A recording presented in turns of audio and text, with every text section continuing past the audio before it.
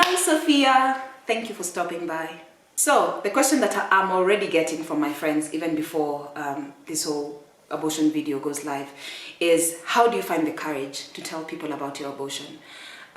Because for me, I really find it so easy. Like, I say it as if, yeah, I had an abortion on Friday. Yeah. The reason why I find it easy, or tips on how I got it, why it was easy for me to let people know was, one, the abortion decision was not made when I got pregnant.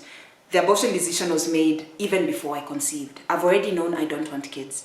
And my plan B was always, if I'm to get a child, like, I was like, it's never gonna happen. But if it ever happens, what do I do? So I called it my exit plan or my exit strategy, and I knew for sure I was going to have an abortion. That's why, and I also knew who to call. That's the funny thing. I also knew who to call. So the moment I found out I was pregnant, the first call was to my doctor, and I said, hey, because before I'd already told her I've missed my period and I'm worried. So she said, let's give it some time. Let's see how it goes. So when I did the test and it was positive, I called her. I was like, hey, it's positive. We're having the procedure tomorrow morning. It was that quickly. Like, there was no thinking. There was no emotional attachment. I wasn't like, oh, well, yeah, what about this baby? Maybe this baby will be the next president, do the next Mandela. No, I didn't have any of that. I didn't have any of the emotional attachment to it. And I think actually this is what helped me move faster from this abortion, because this is literally something I did not want. I didn't want it in my body. Actually, I was telling my friend Anto, I was like, mi nasikia vivi, ikitu itoke, mi nasikia tu vivi, mi staki ikitu ndani yangu. So I was never emotionally attached at any point. So that helped me move on really quickly. And then, how do you tell people? How do you share your story? For me, the one thing that I know definitely helped was I told a stranger.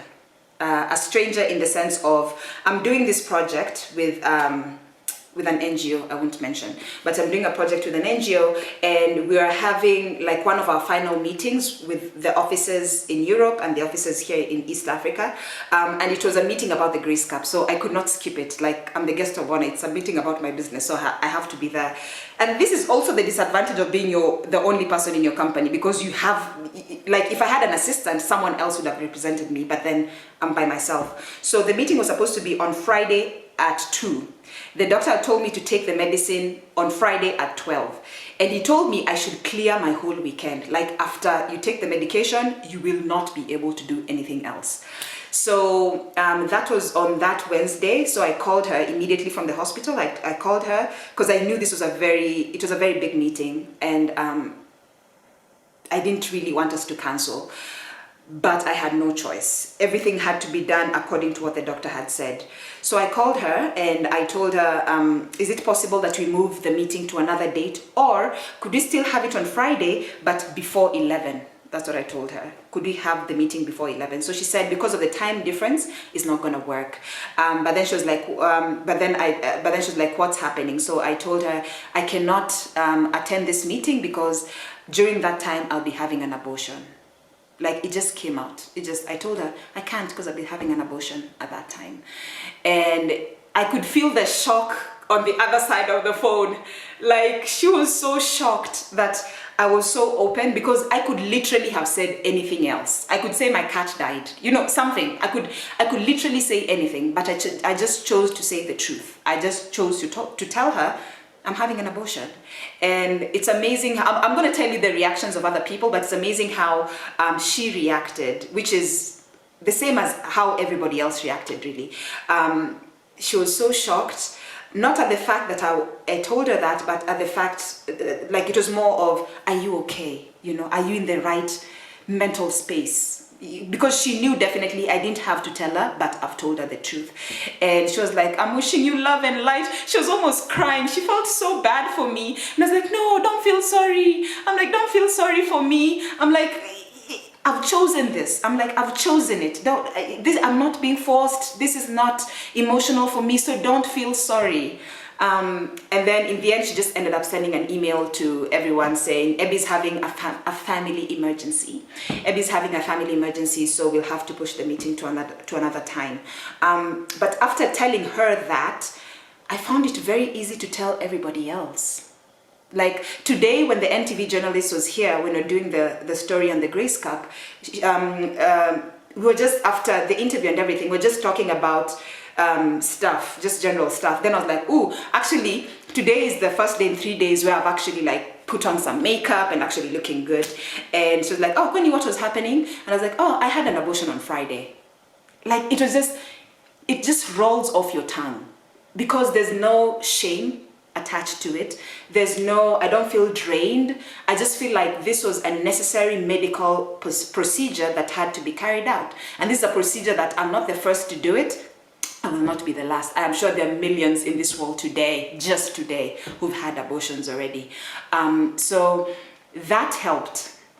That definitely helped. Telling someone who someone who could potentially go and tell others, or someone who could, or someone who you don't really have to tell, or just telling a stranger really helps in you opening up. Because I'm like, if I can tell a stranger, why can't I tell my mom? Why can't I tell my friend? If I could tell someone who is not an acquaintance basically, someone who's really not close to me. Yeah, so that's my tip on opening up. I know situations are different. There are other people who are still very emotionally attached to their fetus, so that's a completely different experience. I've not experienced it, so I can't really talk of it. And if that's what you're going through right now, I'm wishing you all the love and all the light. I hope that you finally make up your mind whether you want the abortion or not. But whichever way, just know that whatever option that you choose, you're not wrong. That's all I keep telling all my young girls. You're not wrong. If you choose to keep the pregnancy, you're not wrong. If you choose to have an abortion, you're not wrong, because you're the one who's decided. And that's unfortunately what it means to be a grown-up. You have to make such tough decisions. And finally, if you're a friend of someone who is pregnant and is scared and they don't know whether to have an abortion or not, the best thing that my friends did was stand by me. They were not judgmental at all. The least that you need right now is a judgmental friend. A friend who's gonna carry a Bible and tell you, this is a sin, this is bad, this is blah, I'm going to tell your mom, I'm going to tell your dad. That's the last thing that you need. So if you're a friend, I would say, please be supportive of your friend who's pregnant, or of your friend who wants to have an abortion. The last thing that you need to do, don't tell her what to do. That's number one. Don't tell her what to do. The best thing that happened today, when I called my friend Diana, she's in the States, I sent her a picture of my what is it called? Of my ultrasound, because that's how I'm breaking the news to most of my friends. I sent her the picture, and then I sent her a picture of me holding my belly because of the little photo shoot that I had. And immediately she called me. Like it was very early on her side, but she called me immediately. She's like, oh my God, congratulations. That was a reaction because she already knows I don't want to have a child, and all of a sudden I'm pregnant. So she didn't know. By then she didn't know I had an abortion already. So she was a bit confused on, are you happy? So she was like, congratulations. She's like, is this a good thing for you? Like she's not sure. Like, are you happy? Are you sad? What's this? So I told her, actually, I'm no longer pregnant. I'm like, I had an abortion on Friday. And she was like, okay. If I support you 100%. If that's what you chose, kama uliona hiyo ndio the best thing that you can do, then I support you. It's your body. So I support you 100%. And just her saying that, yeah, but basically Diana just saying, I support you 100%. It's your body, and whatever you choose, I support it.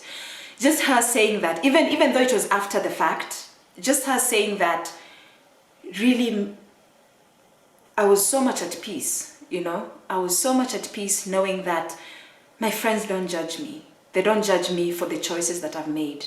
They back me up 100% because they know it's my body and it's my right, you know? Whatever I choose to do with my body, that's what I've chosen. So she was like, if you'd kept the baby, I'd still be happy. Now that you've had the abortion, I'm still happy for you because that is what you wanted. And I think that's how all friends should be, if you ask me, to be honest. All friends should be that supportive. Just whatever decision your friend makes, don't judge her. That's the last thing they need. The last thing they need is judgment, especially judgment from someone like you, someone that they love, someone that they trust. The last thing they need is judgment. Anyways, thank you so much for hanging out with me. And if you have a friend that is going through such a shitty time, because I'm telling you, this is a shitty time to be going through, please just hold their hand. Sometimes just be there. You know, sometimes all they need is just for you to be there. That's all they need. And if you're the one in this situation and you don't have a friend to talk to, well, you have me. You can reach me on my DM. Maybe I wouldn't be able to give much, but at least you have me.